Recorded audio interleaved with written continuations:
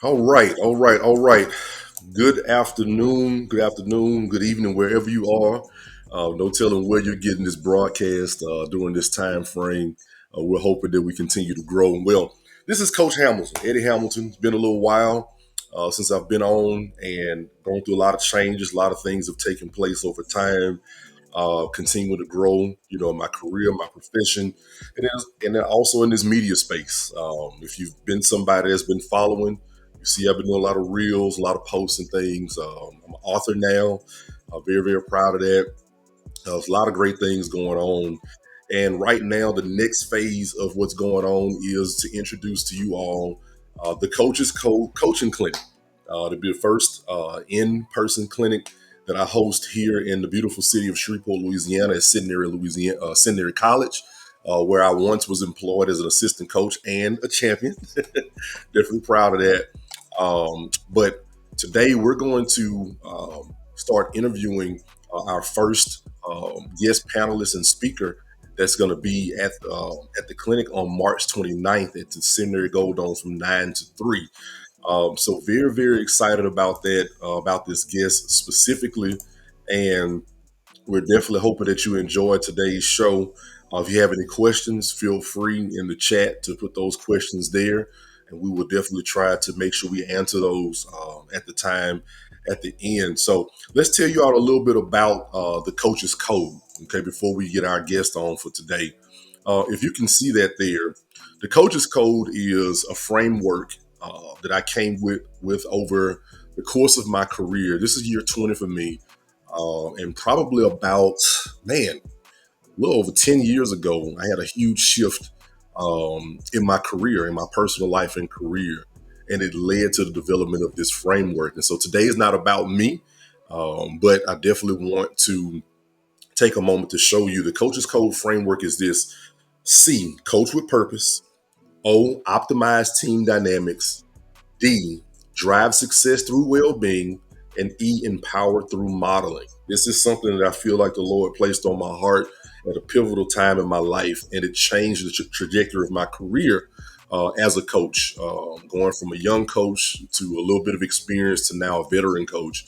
Of course, we're humans. We don't do every little thing right all the time, but with having the right spirit and the right mindset, this is the ground base and the framework that the Coaches Code and the Coaches Code clinic that we're having, that we're hoping. So this is not the same old just X's and O's clinic. It's not just for one sport, basketball, football, track. It's for all coaches, all sports, all leaders, middle school, elementary, high school, college coaches, because we all need to have a ground-based framework for how we lead the young people that we're coaching.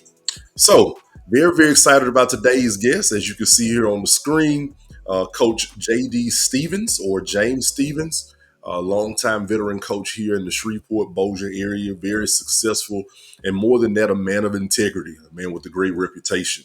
And we are excited to have him here, and we're going to go ahead and bring him on in, okay? Coach J.D., all right, let's get him in here. What's up, All Coach? right. All right, Coach Stevens, how are you doing today? Good, Coach. How you doing? Man, I'm good. It's spring break here, so I think we're both in a good headspace this week. No, 100%. Yeah, definitely a recharge week for sure. Definitely, most definitely, man. So, we're gonna jump right in, man. I'm excited to have you on. I want to thank you for taking time to being on with me on today. Definitely not something you had to do. We're grateful to have you here, and we want to take advantage of this time right now and get a chance to just ask some questions, and just have a little conversation, get to know each other a little bit better, as well as talking about today's clinic. So, we'll Okay. start off first. Introduce yourself to the audience and share a bit about your journey in coaching and in education. We're all ears. Okay. Well, first off, majority of my life was coaching in sports, all the way to 2021. So I was a player as long as you could play. It was great. And then, the natural progression when you have a passion for sports is going into coaching in some capacity. And for me, I got into coaching. I was very blessed to have some great mentors in my coaching career. Played for and coached under Ronnie Coker at Captain Shreve. Played for J.R. Teagues, who's the AD at Southeastern when I was at Bipsy. And then also played under Glenn Maynor, who's still getting after it at Halton. And so three guys that, from every phase of the game, just I learned a lot about what goes into coaching versus being a player. Just because you're a great player doesn't mean you're going to be a great coach. I learned Absolutely. that, and there's a lot that goes into it. So, like I said, most of my life was in coaching. I was assistant coach all the way from 2003 to 2012 at Captain Shreve, and then I became the head baseball coach at Benton from 2013 to 2021. And so most of my career, I would have thought I'd have been in coaching still. I thought I'd still be grinding out, chasing state championships. But, you talk about that purpose in your coach's code. And as long as baseball was a passion of mine and a purpose of mine, I gave everything I had. And one of those things that you don't realize when you're in coaching or anything, that bigger purpose, which is God, he'll steer you in some other directions when you're not even thinking they're coming. So now I'm out of coaching. My wife and I have started a nonprofit, still teaching, do special education at Captain Shreve, and even have taken on a role as a youth pastor at Elizabeth Baptist Church. So at 42, my life is a lot different than I thought it would be at 32. So, but it's been a blessing. Each change has, had been more obstacles, but obstacles are good. You learn a lot about who you are and kind of what you're striving for. Well, I love that you went right into talking about your nonprofit and going through transition. So, I mean, it's for me, it's funny because I'm kind of feeling that a little bit as well. A lot has changed over the last 3 years for me. Of course, I've an author now, written a book for coaches. Had some transition, where I'm located, the jobs that I've taken, and listening to you, like what what prompted the transition though? Like, what is it that took place at the time when you said, okay, coaching is over, and you started your nonprofit, and I know you have two daughters that are involved in sports. Like, what was the frame of mind that you were in, and what do you think that God laid on your heart to give you those signs and signals that it was time to move on from coaching into developing your nonprofit and doing other things? And now a youth pastor. Definitely appreciate you. My son loves you. Oh, he's awesome, man. I love Yeah, having him. Ethan loves you. He's very, very. He's becoming more engaged Yep. as well. So it's how the scripture says, one man planted, one man watered, and God get increase. And he said, Amen. Pastor Craig was his first youth pastor, loved them, and it seems like now as he's transitioning with you that he's getting more of a passion. And Yep. so I definitely appreciate you for that. But yeah, so what went into that? What how did you know it was time to move on? Well, for me, I tell people that want to know and still talk about it because it still comes up when I have conversations removed from coaching. And I guess one of the biggest compliments slash I don't know how to take it, but a lot of people are into like, man, I would have thought you would have been a lifer, and part of me takes it as a compliment because they saw the passion that I put into my job. But the reality was like behind the scenes that people didn't know, like that wasn't my identity. That was never meant to be my end all be all. So that's a blessing too, by the way, when you coach, because I never coached worrying about keeping a job. I never coached out of fear because I told my players all the time, I was like, well, I mean, there's two possible outcomes today. We're either going to win or lose, and at the end of the day, God's still good either way. So for somebody who truly coaches that way, you do have an advantage because you have peace. You don't have that extra pressure that you put on yourself to strive for or obtain X, Y, or Z. We did have those higher goals, Mhm. But at the end of the day, when we fell short, like we just moved forward, like we kept going. But for me, it's a matter of reflection, because when I went into that 2021 season, that wasn't my last year. I truly didn't go into it going, "Hey, this is going to be my last year." It literally was in the middle of the season where I missed a couple track meets of my daughters and had to watch her get some medals from a video on a phone. And for me, I let that kind of opened my eyes, and honestly, it was probably out of reflection. God was probably calling me out of coaching after the 2019 season. I just didn't listen. I kind of probably wedged that door open longer. And most people talk about that quarantine time where it was a negative time. For me, if I wouldn't have went through quarantine, I probably would have never slowed down enough to kind of see that God was working me towards different areas. Wow. And so after I came out of that 2020 quarantine, went into that 2021 season, my mind was wide open to different possibilities, and to kind of put it on one thing, because I'm a big sports fan. Like, even being removed from baseball, people know that if they want to catch me in a tangent and start talking, just bring up sports. Like, I have a passion for sports. I have a passion for coaching. So like when I watch basketball, football, baseball, you pick the sport, there's strategy in all of them, there's percentages in all of them. And the beauty of sports is a great coach figures out how to maximize those percentages. It's almost like gambling, where you go to sit down at a blackjack table. A great blackjack player knows when to raise his bets, knows when to kind of push all in, whereas bad players just randomly do it. And so those percentages exist in every sport. And so one of my favorite coaches of all time, his answer to when he decided to get out, Mike Krzyzewski, when Okay. he was towards the end, I remember one of his quotes were like, "Hey, when you know it's time to walk away," and he said, "When you no longer enjoy practice."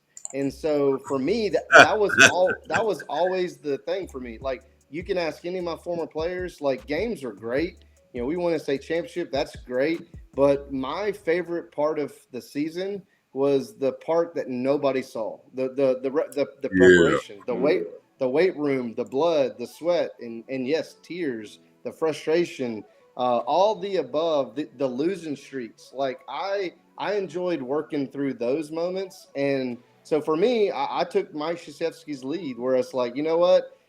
I no longer enjoy this, or feel like my purpose is to be here every day, then I'm going to keep doing it. And so when I miss a few things of my daughters, and that sacrifice started to creep in, going, "Hey, what am I sacrificing to be this passionate day in and day out at practice?" And the sacrifice just wasn't worth it anymore. And so for me, I just ripped a band-aid off. Like, got through that 2021 season, and as soon as that season was over, the next week I walked into Terry Howe's office and said, "Hey, I'm gonna step down from coaching baseball." And again, I don't regret it. I've never had more peace, and I didn't know where God was taking me either, because I Yeah. did 3 years out of anything. And when I'll tell you, when you coach for so long, it probably took 2 months for turning that baseball brain part off, where I'd Yeah. still be sitting there making notes on my phone, and my wife would be like, "Hey, you're never going to use those." Like, I'd have ideas pop in my head, and I still have, like, I'll watch a girls basketball game, I'll watch a boys basketball game, and I see strategy. Like that's what people don't understand. Like, if people who, like, I would never say I was a professional baseball coach. I knew there were so many coaches around here that knew way more about baseball than I did. I Yeah. just knew how to prepare.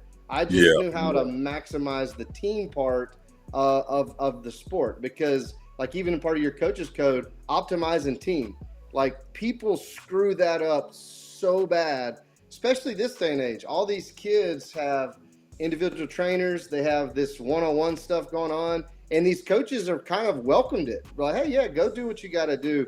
But they forget that the most, like, I told my players all the time, I was like, "I'm a horrible individual coach, horrible, horrible individual coach.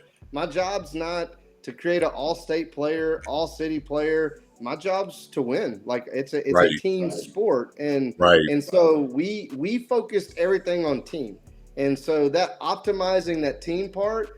Most successful programs or lack of successful programs, that's where they lose it. They lose Yes. it because it's not about a team. And so like I mean, all the things that popped in my head was about, how do you get that team concept across? And so to sit there and do that, it was one of my favorite things to do in coaching. But so that's probably the thing that I would say I miss the most is that preparation, that getting that individual that came in as a freshman who was frankly selfish, and to Yeah. watch them grow into being one of the best teammates and coachable kids. That was awesome. Like that, I valued that a lot, to where, because you can see kids grow up, because like even the high school level to the college level, or the college level to the pro level. I don't think, other than college having that physical difference when that grown man strength comes in, Mm. but from a freshman to high school to a senior in high school, there's not a bigger potential growth in a kid's life in that time frame than any other time of their life. So that's a very valuable time, and so there's a lot of cool things that you get to see.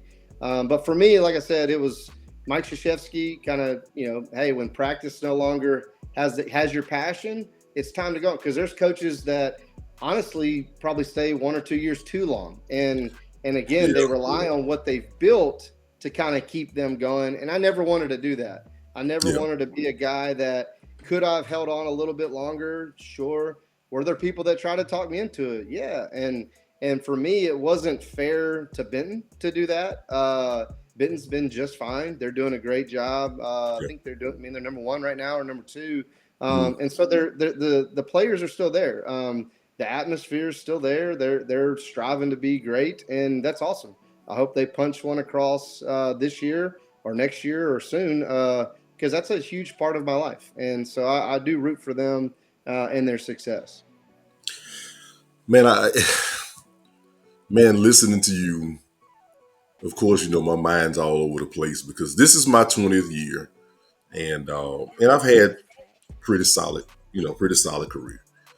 Um, and right now, I think the questions that I ask personally is when you think about how God had dried the brook up on Elijah, you know, um, that part right there is something that I think I'm struggling with just wondering if that's the case, or am I transitioning into another opportunity? Because of course, you know, when we coach, winning is we want to win, but at the Yep. same time, when we understand, you know, that there are other parts that go into that like it's not a win at all cost where we're sacrificing our character and our integrity and all those different things to win. It's a different mentality. People talk and they say, because I was one of them.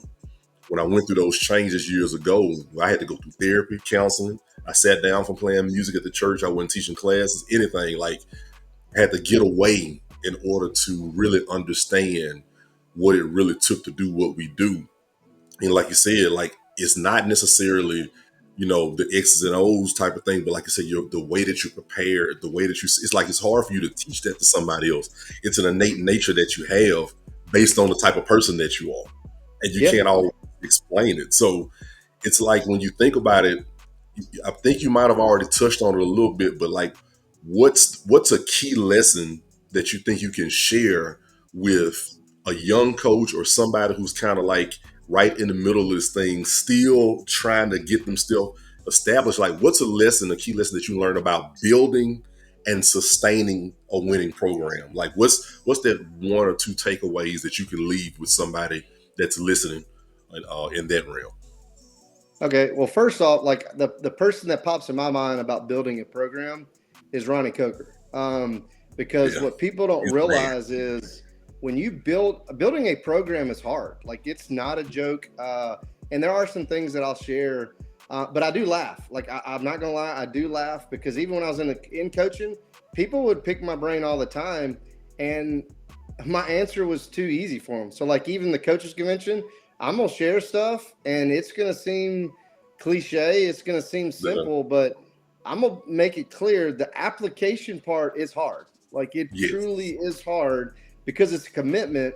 And I will tell you that most people just look at it and go, okay, that's what everybody says. Because like for me, Yeah. if you're an X's and O guy, I'm probably going to tell you you're never going to win a state championship at any sport. Like if that's your answer to For real. winning, like like the guy my favorite coach is the ones like figured it out, and I'm sitting there going, yeah, you figured out how to lose a different way, because X's and O's are not what's going to be that does it. Because I'll give you an example, like baseball. Every quality team has bunt defenses. Every quality team goes over bunt defenses. Every quality team does pop-up communication. You pick the scenario in baseball, everybody goes over them. So Yeah. obviously, X's and O's is not what makes you better.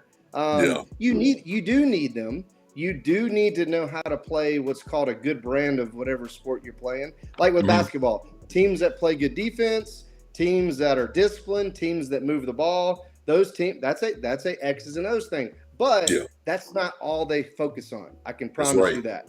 And That's and right. so for teams that sit there and think that X's and O's are the only way to do it, or the end all be all, I would sit there and strongly disagree with you.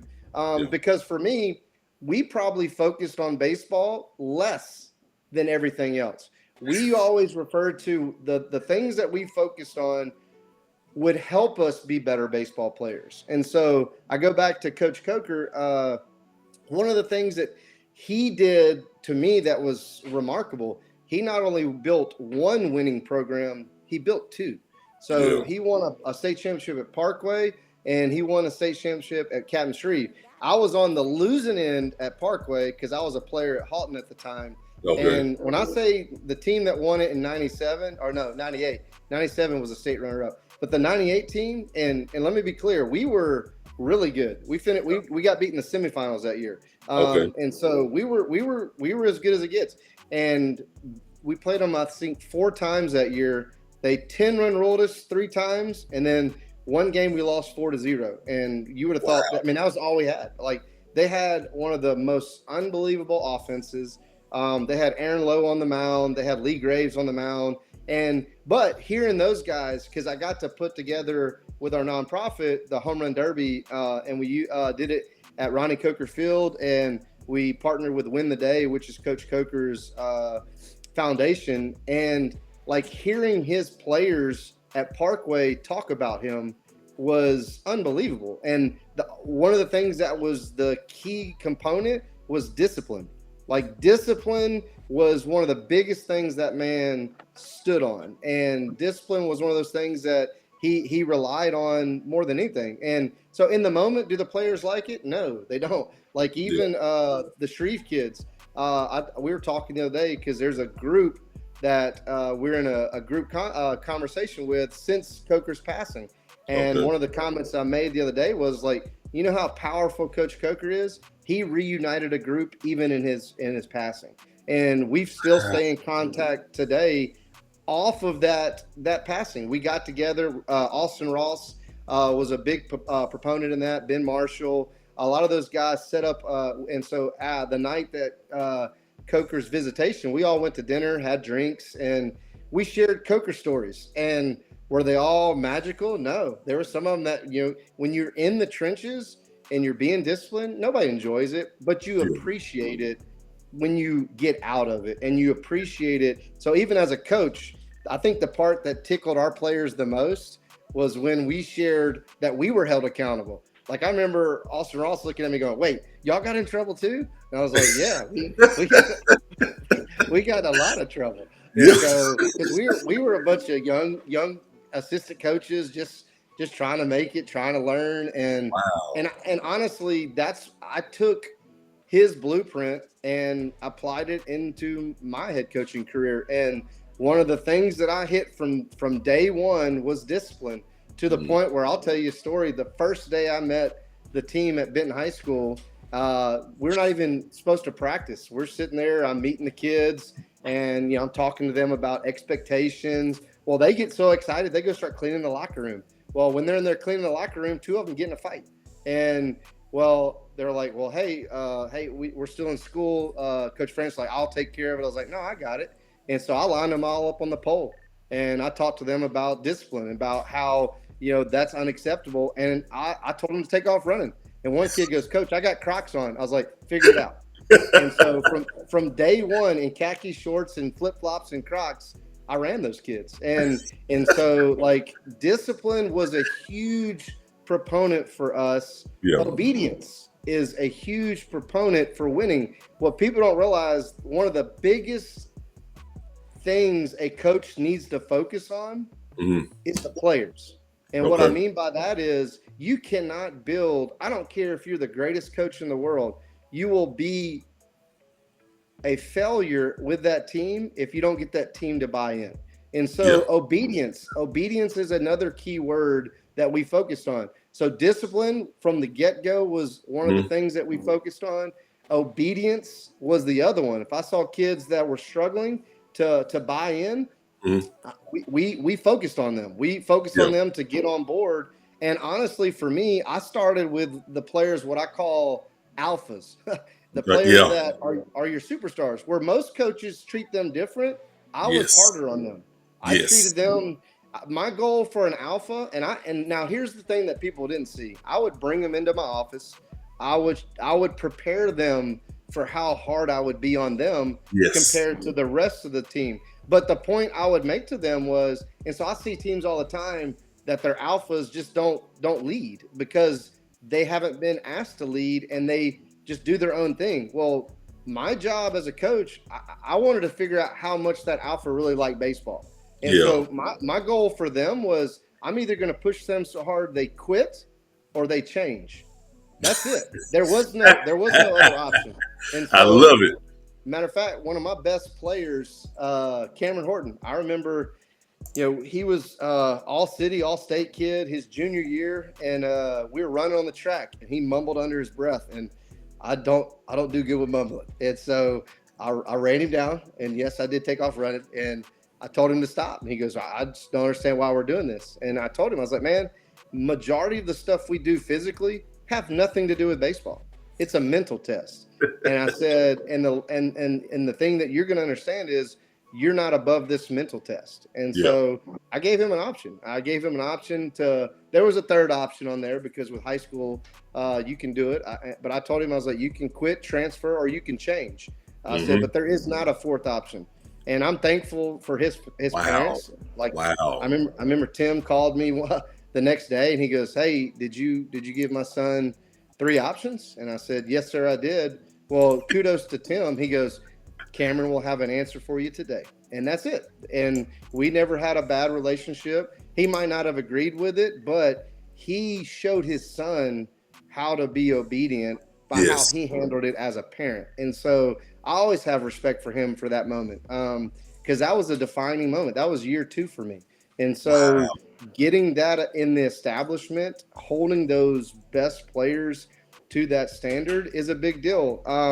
The other thing that we focused on is being tough. And people, like even at Benton, I mess with them all the time. I love Reader. But I'm like, that Benton tough, Little reader. it existed when we were there. It existed when we were running that baseball. But I hope it never becomes a punchline, because like being tough, and I'm not just talking about physically tough. I'm Right. talking about mentally tough. Like, I tell kids all the time, like, one of the best stats from my coaching career that I take to heart, the thing I'm the most proud of, it's not winning a state championship. It's not winning district every year. In 9 years as a head coach at Benton, we trailed by 10 runs 8 times. 8 times. And so, in Man. 8 times trailing by 10 runs, we only got 10-run rule twice. And that was Okay. year 1 against West Washita, and that was year 2 against St. Michael's. But we never got 10'd after that. And the cool part about that stat, not only did we trail 8 times by 10 runs, we actually came back and won 4 of them. And so in my coaching career as a head coach, we actually went 4-4, not in all games. I had a 500 winning percentage in Uh-huh. games we trailed by 10. And Right. so, but that has a direct reflection of how tough our kids got. Like they Yeah. got tougher each year. And I'll tell you what still pisses me off is my last year coaching. We were one big hit away from being 5-3 and not 4-4. And I still remember we had bases loaded, so we were down 10. We had bases loaded, one out, and Clint Lassiter comes to the plate. He's my Yeah. best player. I was like, man, Yeah. this is it. We're about to win this game. And he hits an absolute rocket, one hopper right back to the shortstop. And he got rolled up into a double play, and we lose by 1 run. Well, Clint was upset. I was like, dude, that's not your fault. You hit that ball as hard. Like, you're almost a victim of being too good. Like, you Yeah. hit that ball too hard. And he did everything he could. Just that's how sports fall sometimes. You hit it right at somebody. But we were literally an inch or two away from being 5-3 in 10-run ball games that we trailed Yeah. by. Right. One of Right. one of my favorite wins was the year 2020. We were playing New Diana, Texas, and we trailed by over 10 runs in that game. It was the last game of that year before quarantine. And we Okay. didn't know it at the time. We were just playing, we're just competing. And I remember that we went into the seventh inning. We were down 6 runs in the seventh inning, and we not only won, we never got out. So we scored 7 runs with no outs, and we put them away to the point where I went to shake Bernie's hand. He's like, I don't know what just happened. I was like, we beat you. It's like that's what happened. And I was like, but there was so much after that game. I remember going in the coach's office and I looked at Coach France. I was like, we just won a state championship because in that game, because we were talented, but I pulled kids out. I pulled some Yeah. of my best players out. Yeah. And Yeah. the cool thing is, I gave them a choice. Are you going to sulk or are you going to get on the rail and root on your teammates? And they did. Yeah. They stepped up. And like I even remember looking at Cade Scott. He was one of my best players. And I went down the line taking kids out, and I looked at him. I was like, "Do I need to take you out?" He goes, "Nope, I figured it out." and he went on to have a great game. And I mean, just that team, that 2020 team, like the growth that they had in that short season was unbelievable. And that senior Yeah. class will always be special to me, not because of what they went through, but they were that obedient word. They were one of the most obedient groups I ever coached. They would get mad Wow. and Wow. they would ask questions. And I will tell you the part that coaches fall short. They have too much pride when it comes to players asking questions. Like I welcomed it. I Yes. learned early on. I coached a kid named Wade Grubbs. Wade Grubbs knew way more about baseball than I ever could. And this is a 16, 17, 18-year-old cowboy kid that just loved playing baseball. Yeah. Well, most coaches were threatened by kids like him. I went and asked him questions. I was like, man, hey, how do you do what you do? And we changed a lot of stuff in my coaching philosophy on a conversation with a baseball player. And so Wow. giving, and you talk about the E for empowering by modeling. Mm-hmm. Well, coaches fall short there because it's my way or the highway. And I'm like, they know way more about playing the game than we do because they're still doing it. And so why on earth would you not ask that kid what he Yes. sees? And so, Yes. and it teaches them to take ownership in what they're doing. Yes. Because I'll tell you this, most people don't know this, talking about empowering players, Wade Grubb's senior year, we were struggling. We were not doing very good before district. I think we were like, I want to say we were even ranked like 25 in the state, just struggling before district starts. Well, we're getting ready to play Turlings at ULL, meeting them up for a game. Okay. And we're on the bus, and Wade Grubbs popped off about the lineup at practice the day before. So I handed him a blank lineup card as he got on the bus. He goes, well, what am I supposed to do with that? I was like, you're going to make out the lineup for tonight's game. And it's amazing how you all of a sudden do that. They go from making fun of your lineup to going, well, what if I'm wrong? I was like, now you know how a coach feels. And I said, but the beauty is I'm not going to tell anybody. I said, I'll tell you what, you make a lineup out, I'll make a lineup out, and we'll meet because we had a 3-hour drive to Lafayette. Well, we get to Lafayette. He comes up to the front seat, and he shows me his lineup. And we had the same 9 players in the lineup. We were off by 2 players being flipped in the lineup, and it had to do with him. And I said, hey, I had him hitting 2. He had himself hitting 1. And I said, hey, why does your lineup have you hitting leadoff? And he goes, well, to be honest with you, coach, he goes, I understand why you have me at 2-hole He goes, but if the leadoff guy's not getting on, I can't do what you're asking me to do. And he goes, and at the end of the day, he goes, and this is the confidence this kid had. He goes, I know I'm gonna be on base, and so he goes, so that's why I need to hit leadoff. And he goes, so which lineup are you gonna go with? And I said, yours. Well, we go out there, we lose the game 2-1, but we played great. Still coming off of playing, like I said, we're playing bad throughout the whole most of the season. Well, we come back to Benton. We have our first district game coming up the next day, and I put the lineup card in Wade's locker, and he walks in my office and he goes, "Why do I have the locker the lineup? We lost." And I said, "But we played better, and you had ownership of it." And so I said, "I'll Wow. make it easy for you." I said, "You're making the lineup out the rest of the year." Hey, that year Wow. in district, we 10-run ruled everybody. I think the closest game we played was North DeSoto, and we won 8-1, and then turned around and 10-run rolled them the next day. And my center fielder made the lineup out the rest of the season. And so, but Wow. again, that's a kid that took ownership because I allowed him to have ownership. And so we Yes. focused on toughness, obedience. And then the last one that we focused on, again, wasn't baseball, team chemistry. Team chemistry. And people are like, your teammates, you have to like each other. Couldn't disagree more. You don't have to like each other, but it's almost like the remember the Titans, but you're going to respect each other.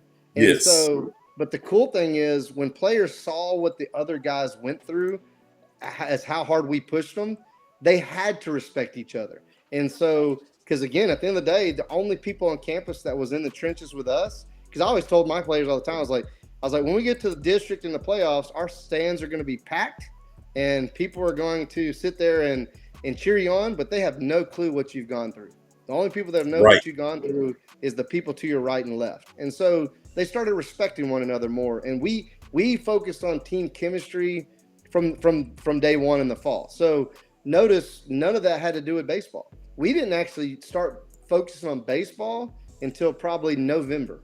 And so we went August, September, October, 3 months of just training our bodies, training our minds, training our diet, like everything that you can think of. We put stock in, and it had nothing to do with X's and O's. Man, so discipline, obedience, toughness, team chemistry. Now, it's crazy because we've had to learn that discipline, we've used that, especially in the field of education. We've used that word in with such a negative connotation. Like that's not a response. That's being proactive. Yeah, What things are we going to value with this team, with this program, and what are we going to hold ourselves accountable to? And then they got to learn what accountability is. Like those are words that we got to take time to share with them, so they understand that these are not negative things. This is what, like, you ask the team, "Hey y'all, what does it take to win?" And you let them answer. yeah, And then you turn around, it's like, okay, so that means as a team, we have to discipline ourselves to follow the things you all said it takes to win. Like yeah, it changes it, from being negative when you say discipline. No, you guys said this is what it takes to win. Okay, are we doing this, this, this? And like you said, it changes the dynamic of the mindset. Then now they're being obedient, not to what you said, they're being obedient to what they said it takes. Like it changes, and I think that's one of the things that we came up in the era where we just did what the adults told us to do. yeah, We did. Because if I didn't, my dad was going to bust my head. He yeah, just wouldn't. But see, but it's changed now. Now, coaches are being forced to be their friends, and we lower the standards and everything, and then we're afraid to lose kids. They go to other schools and transfer. Like, no, I'm doing what I do because I love you. yeah. This is Well, showing that I love you. I love you. And this is what it's going to take because this game is going to stop at some point in time. And I tell kids, even, this year was, I won't call this the worst season ever. We were 0-22 with yeah, 5 kids. But I'm very, very proud of these guys because every single night they showed up, they played hard, they competed. We didn't have the talent. And that's okay. yeah, And I told them, I said, it's not about winning and losing the games. It's about the person that you are. yeah, Are you lazy? Are you lethargic? Are you slothful? You somebody we can't depend on? Or are you a hard worker, dependable, reliable? People look forward to being in your presence. And that's one of the things that should go, whether you got 10 all-state players or 10 kids that can't play a lick, and it transfers. So listening to you is encouraging. Yeah. At the same time, there are things I have to check myself, even 20 years in. If I'm going to continue in the profession or in any leadership role, discipline, obedience, the toughness, it takes toughness to obey. Yeah. It takes toughness to be disciplined, and like I said, the team chemistry, that's a byproduct of everybody doing that. You earn respect from each other by showing I'm disciplined, I'm Yeah. obedient, I'm tough, and the team chemistry comes together because we're trusting each other now based on what we see on a day-to-day basis. So 100%. tying all that together, like, it makes so much sense. But this is why we need this clinic. This is Yeah. why I wrote this book. This is a message that has to get out, especially in this day and time, because there's so much compromise behind people trying to find the next kid for them to make it, and we have more kids not making it. Like, Yeah. everybody's not going to be a pro athlete. Everybody's not Well, going to be one, and it's no, like, it's not a but negative thing.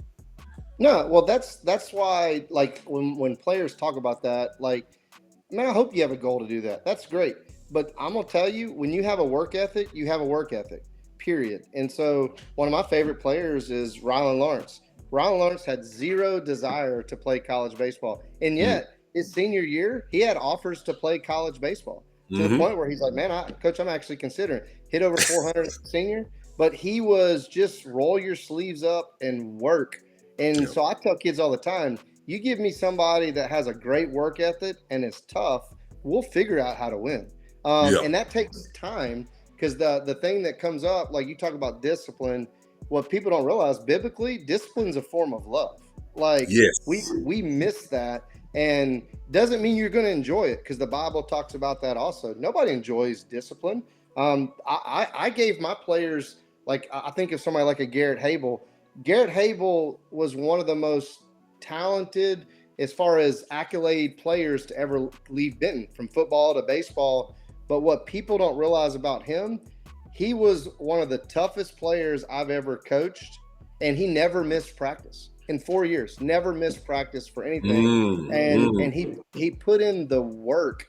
And now watch this. I also gave him freedom to hate me. Like, there were days where, again, when you're disciplining somebody, I tell people all the time, the people we hate too many people in this world. And, like, Yes. follow me for a second. Yeah. We give too many people our emotions. Like, somebody who has an opinion, like, and parents probably would get frustrated with me about this. They would want to show that they don't like me, but I didn't care. Like, I don't know you, and so I'm not giving you that emotion of mine. But, like, my kids, like, because hate's a passion word. Like, hate's one of those things where when you love somebody deeply and passionately, the alternative, when they're being disciplined, that emotion that you're going to feel is the hate word. Like, people are Wow. afraid of that word, but it's not an end all be all. Like, Right. hate does exist. And so I gave my players the freedom to hate me, and I would love them through it. And so Garrett Hable stands out. I mean, I remember having conversations with him where he was as real as it could be. I was like, man, I know you talk trash about me. And he's like, Yeah. you know what, coach? He goes, I do. And he goes, but he wanted me to know that, he goes, but when it comes time to play, I do anything for you. And I Yeah. believe that, because he was Yeah. obedient, and he was disciplined, and he bought into the team. Because, again, without having those guys, what we did would have never happened. Like, it just wouldn't have happened. Having our guys buy into, little things like a pitch and change. I mean, because there's so much that goes into sports, and them just trusting the process. I'd have kids in a game going, hey, coach, because we'd have a script like every other sport. Hey, this is what we're focusing on. Well, the games that were easy for me, or the games that the script was good, they went out and played, and I just sit in the dugout and watch them play, because people come Yeah. watch, like, you don't really do much during a baseball game. I was like, I shouldn't have to. Like, Right. if I coached right at practice, I shouldn't have to. My kids knew when to steal, they knew when to bunt, they knew what pitches to throw. They knew how to play baseball. And Yeah. the only time I came in was, matter of fact, the year we won the state championship, the first round of the playoffs, we supposedly were seeing a kid that was 78 on the mound, left-handed. Well, we're talking before the game. First pitch, I hear it. It's like, well, pow! I was like, I turned around, I looked at the kids like, that's not 78. Let's go ahead and throw that script out. Let's adjust before the game even starts. And so that would be the only time that I would come into play in a game is if we had to get off script. And the Yes. kids, like I respected them. They would come in, somebody like a Cade Scott. He goes, Coach, what do you think? Everything's still good? And I'd be like, yeah. And he'd be like, all right, boys, let's go. Like he wouldn't question it. He'd go do it. Matter of fact, the year that we won it in the semifinals, we played West Washita. They were by far more talented than us. They had a lot of D1 kids on there. Well, we had a script, we had a system, we were ready to go. Well, we strike. Their pitcher strikes out the side to start the game. Well, our pitcher goes out and does a great job, comes back in. Well, before I could get on our players, Garrett Hable stepped up and goes, "Hey, man, we know what is coming at us. Coach Mhm. prepared us for this. Now it's our time to go out there and do it." And so I didn't even have to correct them. Like they policed themselves. They Yes. they were unbelievable to the point where the only people I let in my dugout were former players of mine. And so Yes. I'd have kids like when Hable was in college, he'd come back, he'd see me about to get onto a kid, and he's like, "Coach, I got it." Well, then Ah, that fired me up even more. I was like, that guy didn't even play here anymore, and he knows exactly what we're supposed to be doing. But yes. I'd let him talk to the kids, and again, that's stuff that they learn. And then one of the things that you said, it made me think of Bobby Bowden, and I do believe this with my whole heart, because I heard Bobby Bowden say it before he passed when he came and spoke at FCA years ago, but I witnessed it when I was still coaching, and I know it still exists today.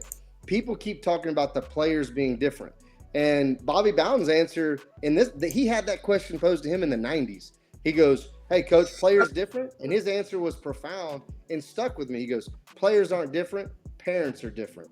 And so the point I make there is when we let parents dictate how we discipline kids, when we let parents dictate how we run our program, your program's going to fail. And let me use this word, you're going to hate your players. You're going to look at it like, oh, players are different. No, they're not. Players want to be coached hard. Like the Benton kids, when I left Benton and I got out of coaching, the one thing I told people, you can never talk bad about my players. You can talk about Benton all you want because that's your rival. It is what it is. I'm not. That's your opinion. But when it came to my players, those kids worked their tails off and Yeah. they wanted to be pushed. Now, did that mean their parents loved me for pushing them? No. Parents hated my guts at times because what we forget, parents see it usually from a playing perspective, from Hmm. a playing time perspective, even a role perspective.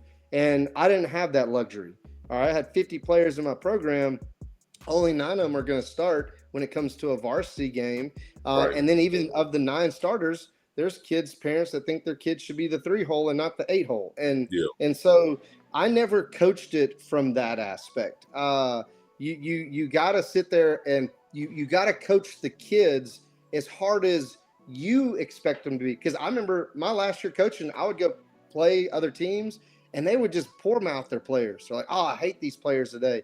And I would just listen. And he'd be like, well, what? How do you feel about your team? I was like, man, I love my guys. They work Yeah. their tails off. And I said, that's probably why we're about to beat you. And sure enough, we'd go out there and win because I didn't see my players that way. And too many coaches accept a culture. Like I told a coach the other day, you want to change a culture. It's hard to change a culture when you come in day one and accept that culture. You can't do both at the same time. I want Yeah. our team to be different. Okay, well, in order to be different, this is one of those cliche answers. You have to be different. Like Yeah. there is no other way around it. Now, here's the reason why that's hard. Like, because that seems easy. Oh, just be different. No, because when you're different, you're going to be met with opposition. Parents Yeah. are not going to like you. Yeah. Parents are going to, why are you pushing my kid? We because this is what starts to come out. We didn't do this in the past. We didn't do this Yeah. in the past. And my answer is, well, how much did you win? Like it, again, like you have to be able to change, and you have to be able to do that. But you can't do it holding on to a culture. You Yeah. have to be willing to change a culture, and like almost goes back to what you were talking about. Like look at personally, change is what kills everybody. Like Yeah. for me, I wasn't afraid to change. In 9 years as a head coach, We did things different each year. Best compliment I ever got was from Coach Coker. He came and watched us play at Airline. I think it was my 4th year. We go out there, we beat Airline. It was a great game. Airline does a great job, and I'm walking off the field, and he goes, "Man," he goes, I see the blueprint. In other words, he sees. He goes, but the best compliment he goes, I noticed you added a few floors, and Uh-huh. so best compliment I ever got, and he wanted that. Like he challenged us to do things with our personality, and because that was one of the things he told me when I first got the job. He goes, if you do it exactly the way I did it, he goes, you will fail. He goes, Mm. because you're not me. He Yes. goes, you can take the blueprint, but you have to make it your own. It has Mm. to be your personality. And so when you do that, you just set a standard. You always hear that with Nick Saban. The standard is a standard. Well, Yeah. again, that seems cliche, but that is so real. One of the Yes. best documentaries I highly recommend people to watch. HBO did it. So when we had one of those times in life where we got HBO for free for a month, because I don't pay for HBO. I saw the Bill Belichick Nick Saban documentary, and I was like, man, I gotta watch that. And what people don't realize, winners have a lot more in common than people realize, and yet so many coaches fail because when they become a head coach, they want to do it their way. They want to do Yes. it this way. And I'm like, dude, there's so many people that have been successful before you. Phil Jackson, you watch The Last Dance. What did Michael Jordan talk about? He's the superstar of all superstars, and Phil made him do what the team needed. And Wow. and and and Michael Jordan balled in. Why? Because he's a winner. Like he is a winner. And so a guy like Phil Jackson could do what he did. A guy like Nick Saban can do what he did. A guy like Bill Belichick did what he did because, and again, all of them in their own way or another had that quote, the standard is the standard. Well, that's Yes. all I did.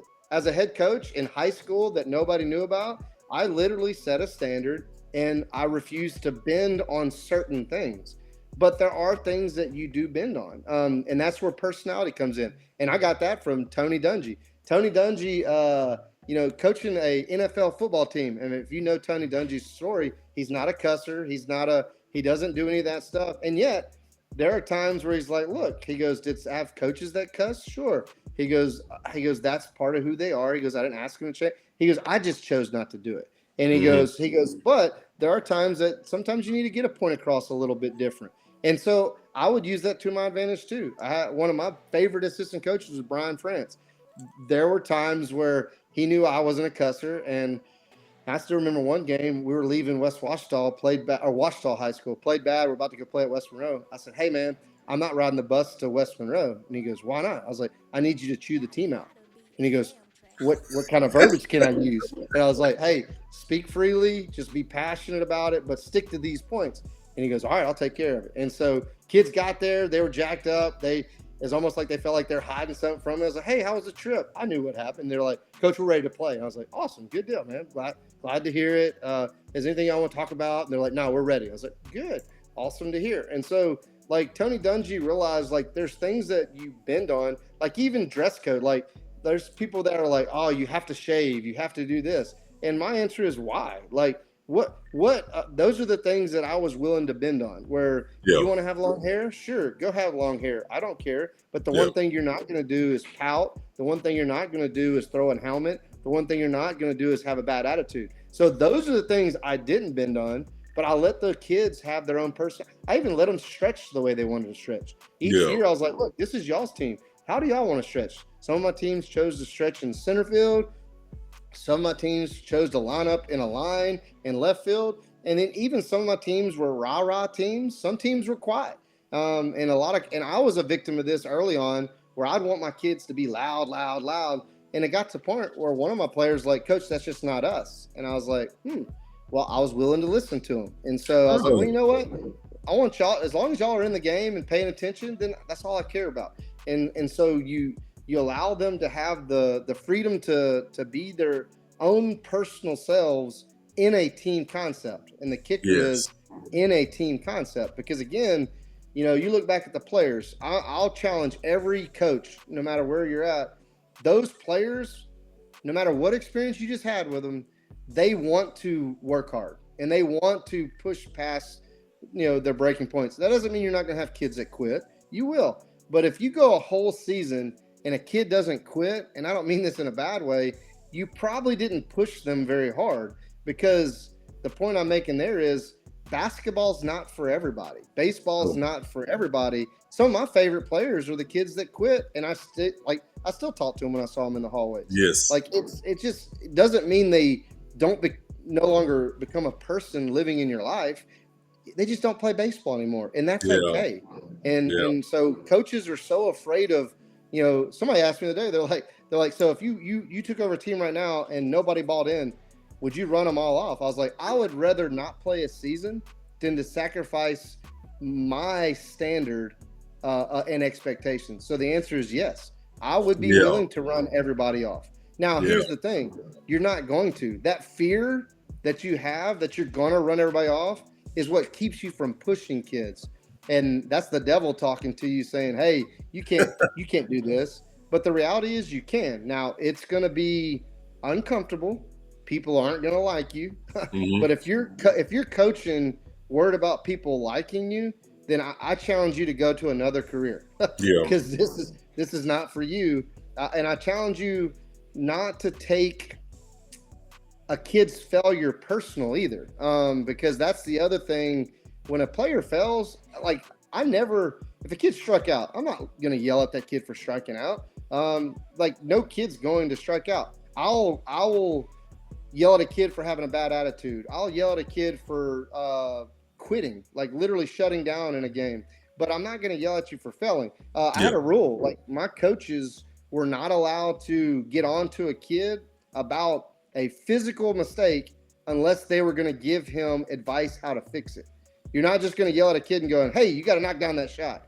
No. If you saw something in their shot that they could change, then you can say something. But if not, Right. don't say a word. Like, just and if anything, encourage them. Hey, knock down the next shot. Knock down the Yeah. next shot. Because again, no player is going out there trying to fail. And where coaches mess up, that failure is not a personal reflection on you. Like, Right. people always feel like, oh, I have to coach hard. There's a lot of times, like, people overcoach. Yes. Yes.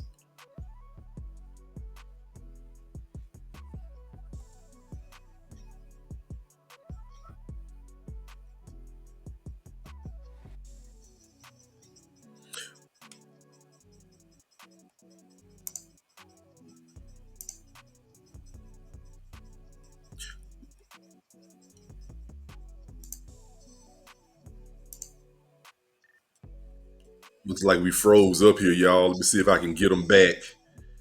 We had froze. Man, this is a great, great, great interview. I'm enjoying this so much, and so I hope you all are enjoying it as well.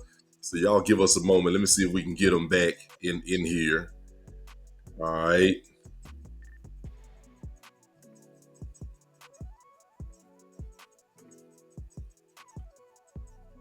I'll take a moment to make sure to just do a little plug in here. Um, just remember that the coaching clinic is coming up March 29th, and Coach would definitely be one of our speakers, and we are looking forward to hearing him speak. Man, I was just soaking all of that knowledge in, and definitely enjoying that. Again, here it is, our clinic here March 29th. You definitely can register at the website below, eddiejhamilton.com / clinic registration. Oh man, I hope we can get logged back in because I'm enjoying. We still had a few more things that we want to talk to and go over as well before we closed out. Coach JD Stevens is an amazing man. I've known who he was from a distance, but now get a chance to know him up close and personal. And I'm so grateful for him taking the time out. And there he is coming back in to be with us. We had a little technical difficulty there, but that's all right. No big deal at all. Yeah, Um, you got to pivot a little bit, man. I'm yeah, on my had to cell phone pivot. now. That's and that's what we do, coaches. That's what we do, man. We always got to you, pivot and you have to. figure it out as we go along. So let me go back here and let's see. Let's get us back rolling, man. All right, here we go. So look, Coach, man, let's go ahead and we will pivot a little bit here. Let's do this real quick. Let me go to um, this next question. You kind of started to get into it a little bit, but I want to go ahead and ask this one. And you started talking about parents. One story you gave us was about a parent who questioned about, you asked their kid a question, you gave them two options, and the parent followed through, which is rare sometimes, but you set a precedent and you set a standard and a foundation on how you're going to communicate, the things that you expect. And it sounds like that person respected you, respected your wishes. And not only that, you see the benefit it was for my child who I'm trying to help grow into a young man or a young lady. So the section that you'll be doing that day, the session you'll be doing is navigating parent coach relationships, which we know we cannot coach at any youth level without dealing with parents. Yeah. I do have a section in the book. I do have an ebook about, working together with parents. Have I done it right all the time? No, haven't got it right all the time, but I've learned a lot of lessons over time. So, you know, why is this topic important for coaches today? And then how can setting boundaries with parents improve a coach's performance and overall well-being? So that's, you know, why is the topic important? Okay. And then how does setting boundaries with parents improve coaches' performance and coaches' well-being, which is one of the things that's the gist of what the coaches code is all about. Well, for starters, boundaries are a must. I had a rule, I had a 24-hour rule. Okay. If you text me, emailed me, or whatever, the one thing that parents knew, I would get back to you within 24 hours. Okay. But the one thing that I told them was, I don't have to get back to you right away. And the point I make there is, for me, and the standard that I set was, when I get home every night, and we still do it today. I'll plug my phone in at 8 o'clock, Okay. and I give Pastor Adams a hard time all the time, especially when it's my turn to pray on Monday mornings. I was like, "Hey, man, you're rolling the dice, not texting me before 8 o'clock, because but you're lucky that the Lord was willing and I checked my phone." And so doesn't mean I don't check my phone after 8, but Uh, I don't worry about communicating after 8. And okay. so I had a 24-hour rule, and I strongly recommend having a rule like that, because if you don't set boundaries, if you make yourself available 24/7, Hmm. they own you. Like, Hmm. they literally own you. And that's not saying that they're going to knowingly abuse that, but Hmm. parents will. Parents, because again, the one thing that I learned, and I even shared with parents, even the ones that didn't like me. The one thing that I acknowledged in my coaching career, even with parents that didn't like me, is they genuinely, in their mind, are doing what's best for their kid.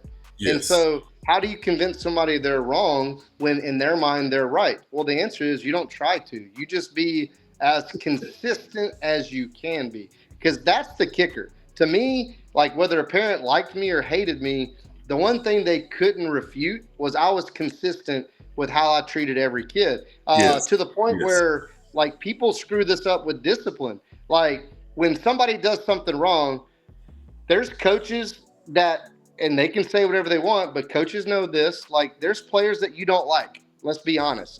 As much as I did things as godly as I could, there were players I did not like personally. It just Yes. is what it is. But Yes. I did not make a disciplined decision based on emotions. And so when somebody got in trouble for me, I would ask myself, what would I do to my best player? Hmm. And whatever I would do to my best player, I would do to that person. Because where Yes. coaches screw up, somebody will do something, and that's a kid that they want to run off. They're like, man, I'm gonna hammer this kid. Well, then 2 weeks later, your best player does the same thing, Uh and huh. you discipline him differently.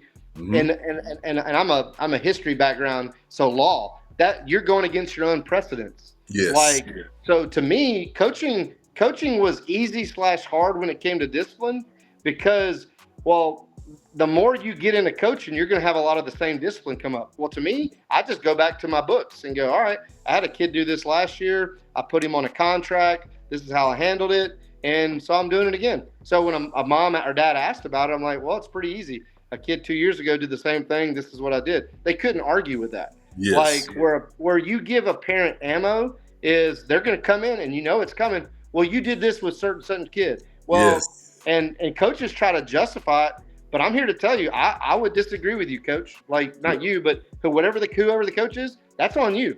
Yeah. You set a inconsistent schedule when it came to discipline, and you put yourself in this bad conversation. Yes. Period. And Yes. so to me, and I'll give you an example. I had a player my last year. He was a baseball kid. Well, he got in trouble. Got expelled. Well, football was like, well, hey, is that kid done? I was like, no, he's not done. And they're like, well, he's not going to play football. Well, I said, well, I don't know your rules, but I know that for baseball, I had a kid that got expelled 2 years ago, and I put him on a behavior contract, and I held him to this standard when he came back, and that kid made it through. He made changes, became one of my favorite players. Well, the player I'm talking about is Owen Wainscott, and I've never been more proud of a kid in my life. So he came back. I accepted him back in baseball, and he did everything I asked. I mean, he handled the discipline part. He took care of the classroom the way he was supposed to. He worked hard at baseball to the point where his teammates valued what he did so much. I had a kind of situation like a Wade Grubb situation, but with Rylan Lawrence. It was a playoff game, and it was my last game to ever coach in my career. I get up there, and Rylan Lawrence is waiting on me. And I was like, man, what's this kid doing? And he goes, Coach, I think Owen needs to start. And I said, okay. Well, he already saw the lineup made up. Well, I ripped it up. And he goes, whoa. He goes, what are you doing? Same as Wade. I was like, well, I said, you wouldn't have showed up an hour early than everybody else if you didn't have conviction behind this. Okay. And I said, well, I'll tell you what, if Owen's going to start, who's going to come out? And so we worked it out to where we got Owen in the game.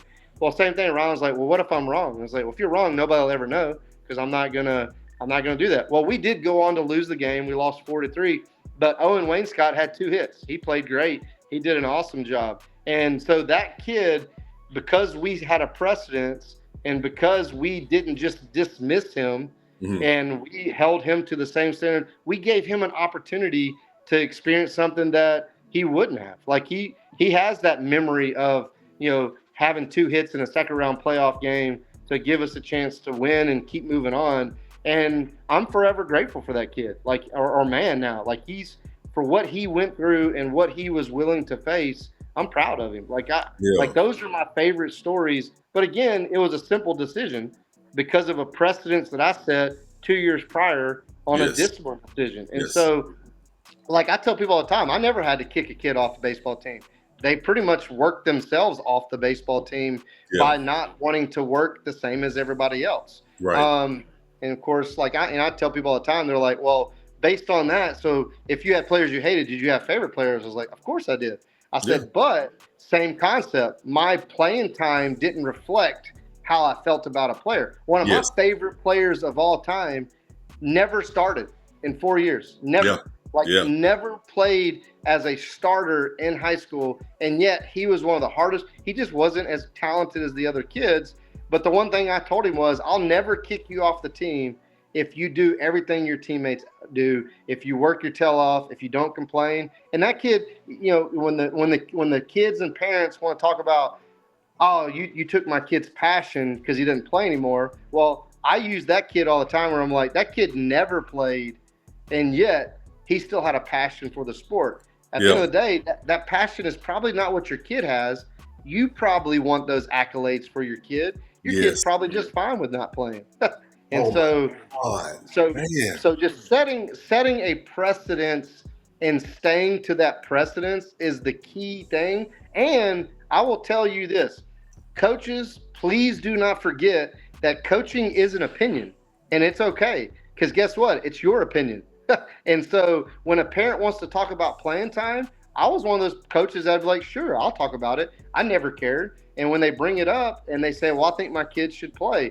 Well, those are the fastest conversations in the world for me, because I'd be like, well, in my opinion, they shouldn't. if that's what we're going to talk about, Time that's out. so easy. Time Yeah. out. Time out. I got to stop. Hold on. Time out. Okay. Time out. Hold on. Okay. So this sounds like to me, because one of the questions we're going to ask was going to be empowering parents as allies. But what I'm by you saying that, I'm still, man, and you give me a moment to Okay. wrap my mind. Coaching is an opinion, and everybody's going to have an opinion, but I'm the one Yep. that's in the position.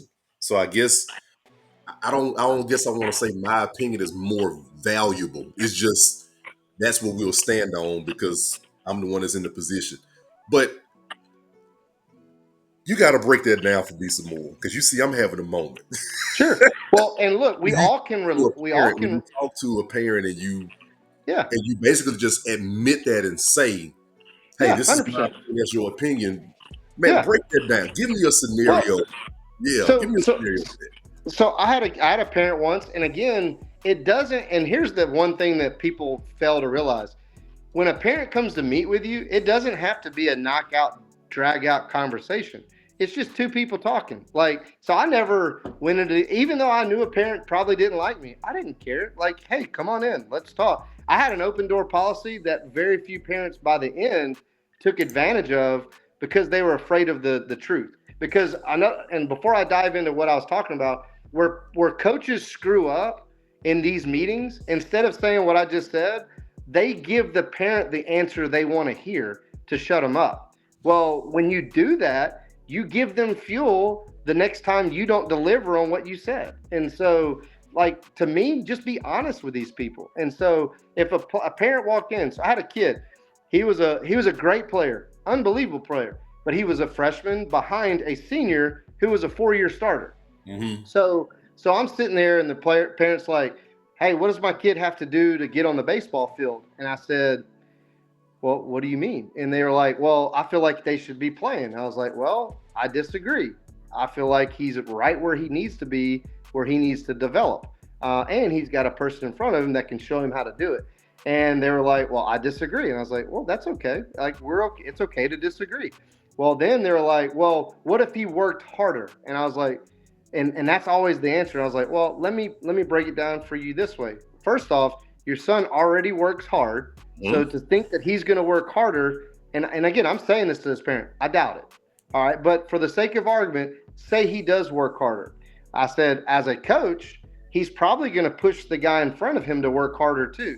And Mm-hmm. if that guy works harder, he's still not going to be on the field. And that's the part that a parent doesn't always understand. And that's where coaches screw up. They want to give a parent a reason why they should play, Yeah. and you don't always have to give them that. Like, Yeah. and that's the thing. Like, it's okay to say. Now, I never said to a parent that your kid's the worst player in my program. That's Right. disrespectful. Right. That's wrong. But I did have players where I'd like, so on a varsity team. So we'll have 20 guys on a varsity team, and a parent will be like, well, where do they rank? I'd say he's in the bottom five. I would say bottom five. I mean, but I wouldn't sit there and say, hey, he's the worst player we got. I would say Right. he's in the bottom five. But if the player didn't have any work ethic issues, Mm-hmm. I would actually talk good about him in those meetings. Like, man, your son does work hard. Mm-hmm. He is doing everything I ask. But in life, it doesn't always work out for you. And that's the stuff I would have in those conversations. And Yes. so most of my conversations didn't go bad. They were Yeah. done. Everybody was happy. They didn't like my answer, but they would see the consistency by how I treated their players. And Yes. so, like, do you, in a perfect world, would you have every parent have your back? Sure, that doesn't exist. That's not reality, and nor does it have to be. Because again, a lot of parents, they're forming an opinion about you based on playing time. I told Mm-hmm. parents all the time, I was like, you don't like, and I like, even if they didn't like me, I wasn't afraid to call them. I was like, you don't like me. I said, but you don't even know me.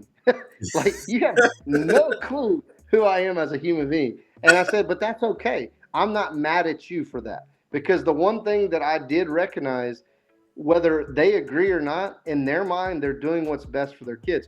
Yeah. Parents today have something, and I told parents this. they have what's called the fear of falling behind. And that's how Hmm. all this individual training comes up, where Hmm. they have the fear of falling behind. So their kid has to go work with this person because it's working for this player. Well, my answer, and this is where I always wanted to give my players self worth. I would tell my players that did individual work, I was like, quit letting somebody else take credit for your hard work. Like, and so I would tell my players, like, you're not good because of X, Y, or Z. Yeah. Your work ethic's so good that no matter who's teaching you something, you're probably going to do it very successfully Yeah. because you work hard. You're a great kid, and that's why. But so many people are telling them that this is why that person. No, if that was the case, there would be a billionaire selling all the secrets because Yes. their one Yes. way is the best way. No, it's Yes. even individual trainings and opinion. Like all that stuff, like there are things that are similar for how people do X, Y, or Z, but the reality is a player in their self-worth has to grow. They have to have a voice and they have to see that. And so, but these parents, they'll send their kids to something that the kids don't even want to go to. Like they don't even want to go train extra, but they have the fear of falling behind. And Yeah. so they send their kids to do X, Y, or Z. But I'm telling you, the kids that get stuff out of that are your kids that A, have God given ability, and Yes. B, have a relentless work ethic. All right. You give me a kid that's lazy and you give me a kid that's not very good and they go work with those same people. Yeah, they're not going to become D1 athletes. Not. They're just not. That's not how this works. Not. There is no unicorn answer for getting to the next level. Now, I told my kids all the time, you want to play at the next level, you need two things. One, God given ability. I can't help you there. And Mhm. then the second one, you need to want it more than everybody else. Yeah. Now, that's something that you can learn. Like you get, and that's what I liked about my kids at Benton, and even the players at Shreve. Like when I went under Coach Coker's era, like it was awesome. Those kids, A, were talented, but B, they had a relentless work ethic. Yeah. Like they literally, like I remember we'd go over to the, I mean, we won a state championship in '06, and I remember we'd go over to the weight room. We wouldn't have to like put a whistle on the kids. Hmm. Like they would put their headphones in, they'd read the board what the workout was, and they just Yeah. get after it. And we would Yeah. have, like my Benton kids joke with me all the time. We'd get back from a game at 10 o'clock at night, and they like, we're going to the weight room. I was like, yeah, it's Friday.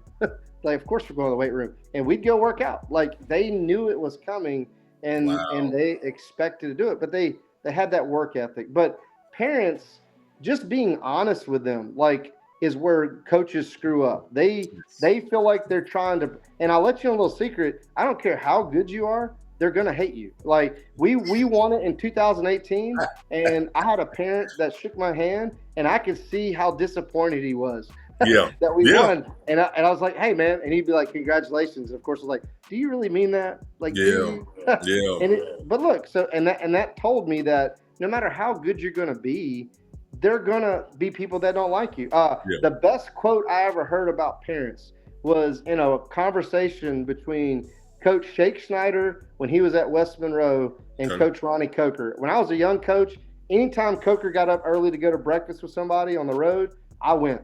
I wanted, and I Yeah. wouldn't even talk. As much as I like to talk about sports, I Yeah. shut up and I just listened Yeah. to two of the best that ever did it talk. And Shake Snyder had one of the best answers I've ever heard about parents. He goes, I'll let you know a little secret. He goes, about 5% of your parents probably like you.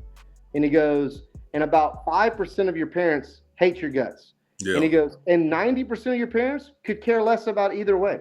And he Yeah. goes, you want to know the secret about parents? Keep the 5% that hate you away from the 90%. And if you can keep them away from the 90%, you're in a good position. Man, So, and I was like, man, that's and he's dead on. that's great. Most of your parents don't care. They Yes. truly don't. Yeah. Think about when you do fundraising, when you do any kind of volunteer work. The same five people always sign up, Yeah. and they care. It's the ones that we focus so much on giving these people the answer they want to hear, Yes. when reality is just be honest with them. You Yes. know, just tell them, hey, this is where your kid is. It might not work out for them, and that's okay. Like And for them to see that, because I didn't like, the kids will start to see like, man, this guy, he likes me whether I'm good at baseball or not. Yeah, because baseball's not your identity. Like that's That's not right. the end all be all of life. You're going to learn a lot out here by how hard we work, how disciplined we are. But no, just having those honest interactions with parents. Again, I won't say that you'll always make them an ally, but you're definitely not going to make them an enemy. And Yeah. so by being honest with them. Well, I tell you what, we're getting close to the end here, and there's a couple of things that we said um, that's impactful when it comes down to, because overall we're trying to help, you know, improve coaches' well-being, along with helping student athletes thrive inside of sports and outside of sports. That's two of the things that that our focus is. And I know that the parent dynamic is something that's big, but like I said, the honesty portion, it's amazing. You hear people say it, but this is the part that messes people up when it comes down to honesty. That comes down to your motive as well. And I've been the coach that was insecure. I had insecurities from my childhood that at the beginning of my career, I was trying to prove to everybody I could coach. So even though I would say things that were true, it was still flawed through the lens of my insecurity, trying to say the right things that they wanted to hear, and it wasn't a lie, but it wasn't the whole truth. You know what I'm saying? Yeah. And so, which makes it a whole lie. But you know how I rap. You know how we've been saying that. But that honesty portion takes a lot of self awareness and Yeah. making sure that your heart is pure towards why we're doing what we're doing, which in turn helps us have, better well being as a coach. You said this, man, and my wife has shared this with me, and Pastor and heard this. And I think I've gone back and forth with this in my 20 years. You said my identity is not in coaching. Yeah. For me, that makes me pause. Even now, after 20 years, even after the experiences that I've had, because especially the last 2 or 3 years, where I've had a lot of transition. Yeah. So it's like now that dynamic in my life is really being challenged about coaching not being my identity. Now that'll be that's another discussion that we can get into. But Yeah. Oh yeah. but that's something that I definitely, that conversation is going to happen even more. And I think when we have our discussion, our panel discussion on that day, is something that's going to be real big for our coaches that come in. Is Yeah. that thin line between coaching is my occupation, but it's not my identity. Now that's Yep. we're not gonna jump into it right now, but we're gonna get into some final thoughts. What is it that you are, and you can make this just a quick answer if you can. What is it that you're looking forward to the most to share at the clinic on that day? What is, when you look at the everything that we have going on, what is that you're looking forward, or you would tell a coach that's coming, this is something that, man, you need to come hear this.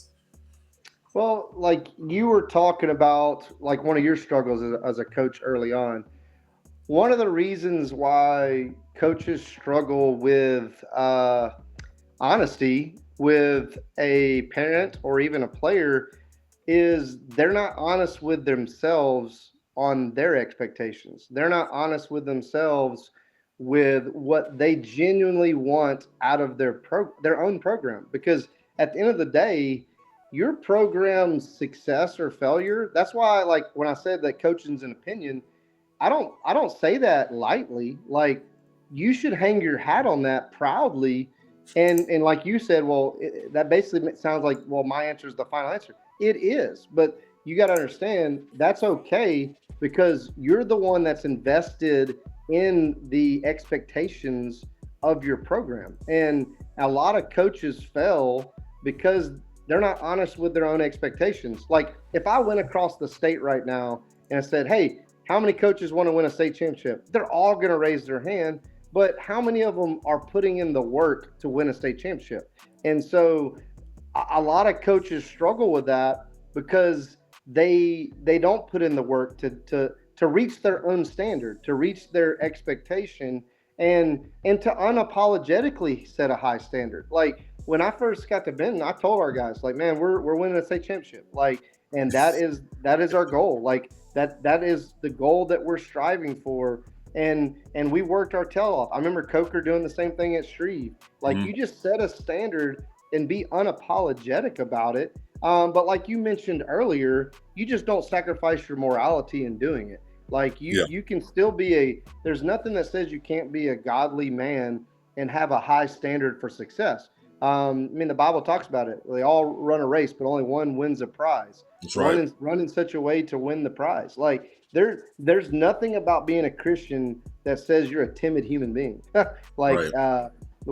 we often, I'll tell you, I'll take it a step further. We often, as Christians, justify losing Yes. because we go, well, hey, we're treating kids well. Yeah. We're doing, look, if you're treating kids well, there's other things you can do with your time as a Christian man to treat kids well. Heck, I need help as a youth pastor. Come help me. Yeah. And so if that's your end all be all, hey, we weren't successful, but hey, I treated those kids really good. Well, Yeah. set a higher standard. Keep treating them good, but set a higher standard. Like Yeah. set higher expectations, and they might not even see it at first. And you know what? That's okay. I'll give you a short story, but that's how we knew we were ready to win at Shreve. Wasn't year one when Coker got there. He talked about state championship. We'd get beat by West Monroe in district, and our kids were laughing on the bus ride home. They're not Ooh. upset. It Oh. was year three where we lost to West Monroe, and our kids were crying after the game. And I remember Coker looking at him and goes, "And now we're ready to win." That's it. So Yeah. even at first, when you set a high standard, they might laugh at you. And what you do is you don't budge. So Yeah. like I use the year 2018, we won a state championship. We were 6-12 at one point. Six and Wow. 12. We were brutal. And yet the kids knew that we didn't give up on that season. We're going to figure it out. That was my answer. Like we're Yes. going to figure it out. So no team is below that standard. When you drop that standard just because your talent's low one year, Yes. those are teams that are inconsistent. Like when you look at somebody like a Nick Saban, and he didn't win a national championship, like people would think that was a failure year, but yet he would make it to the college football playoff. He would make it to the SEC championship. When you don't sacrifice your standard just because your team might not be as talented as the year before, that's a great coach, in my opinion. Yes. Anybody, I'll use a Ric Flair quote: "To be the man, you have to beat the man, but it ain't about beating the man; it's about staying the man." And Yeah. so, a lot of coaches, it's easy to win once. Like, Yeah. go win. That's fine. You want to show me a true winner? I'll show you a team that finds a way to get there year in and year out, year in and year out. And they don't drop their standard just because of an injury or just because of this. Like, you hear coaches justify it all the time. Like, oh, we would have done this if. Well, if you're about to say if, that's why you failed There because you you go. already have a ready made excuse of why you're not. Injuries happen to everybody. Figure it Yes. out. But if your guys truly believe that the next man up is going to do it, then they're going to follow you, man. They're going to follow you. They're going to get in the trenches, and you'll heck they'll leave games going, I can't believe we won. And Yeah. that's where you as a coach got to go, I'm not shocked that we won. And so that's always cliche when you watch like in college football when a team beats a team that they were a 50-point underdog. Their answers are always the same. The coaches are like, we weren't shocked by it. We planned to win all week. Now, does that mean that if they played that team every week, are they going to win? No, they're probably going to lose 9 out of 10 times. Yeah. But they believed in their preparation. They Yeah. didn't go into it and going, hey, I hope we only lose by less than 40. Like Yeah. that's a horrible mindset. And so I told people all the time, well, when I bring that up, they're like, so you never coached a game that you expected to lose? My answer is no. Why am I playing it then? So I never, and that doesn't mean we didn't play teams that were more talented than us, Yeah. but I refuse to go into a game to coach a game expecting to lose. And Yes. because again, what kind of standard am I setting for my players? They feed off of me. It's my standard. So again, that goes back to most coaches fail because they're not honest with themselves with their own expectations. Because Okay. when you do face that team that's better than you and you coach different, you're showing the world that your expectations are not what you said they were. And so that's where people lose it. So to me, setting that standard from day one, but it goes back to what I said earlier, talking to a coach, where they were talking about changing a culture. And I was like, and I watched how they ran that year, and I was like, well, you can't change a culture if you accept the culture. Like you literally are an oxymoron. Like you literally just accepted the culture that you're trying to change. That's not how this works. You need to change it from day one, and like I said, be unapologetic about it. But the one thing that I will say, you'll as a coach, you'll find that kids aren't much different when they see that you mean it. Even when they go home and hear their parents talk about, "Oh, I expect y'all to lose," they're going to start looking at it and go, "Wait, coach didn't think we are going to lose." They'll start listening to you more. They'll start coming back and, you know what, coach, we want to buy it. We want to feel the way you feel. Yeah, We want to feel the, and you go, well, it starts with how we prepare. We yeah, can't prepare to lose. If yeah. you prepare to lose, you'll never win the big game. Wow, that is, Coach. We're gonna. We can talk forever. So we're gonna Yeah. shut it down. But man, but I'm gonna say this, y'all. Y'all see the plug in there for the clinic. Coach Stevens, thank you for your time Yeah. today, interview, giving us an opportunity to share, give people some insight on what they can expect from the clinic on March 29th. You can see the information there at the bottom of the screen. It's going to be a Centenary Gold Dome here in the beautiful city of Shreveport, Louisiana. You can go there to my website to register, and it does come with some gifts. There'll be breakfast, there'll be lunch, and you'll also get a copy of my book and workbook as well to go along with that. And you get to hear an amazing speaker like Coach Stevens, who has 2 decades of experience coaching at the highest level here in the state of Louisiana. And we're excited about it. I mean, I'm giving this whole spiel at the end, but I'm excited. I'm excited. Oh, yeah. And I Coach, appreciate you having me.